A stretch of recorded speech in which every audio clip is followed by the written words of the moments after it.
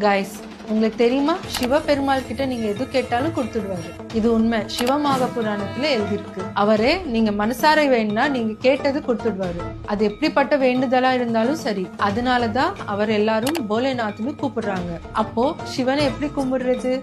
அதுக்கு ஒரு பவர்ஃபுல் மந்திரம் இருக்கு. இந்த மந்திரத்தை நீங்க 21 days 108 times சொன்னீங்கன்னா உங்க வேண்டுதல் நிறைவேறும். அந்த மந்திரம் என்னன்னு சொல்ற, கவனமா கேளுங்க. ஓம் ஸ்ரீ வர்தனாய நமஹா. ஓம் ஸ்ரீ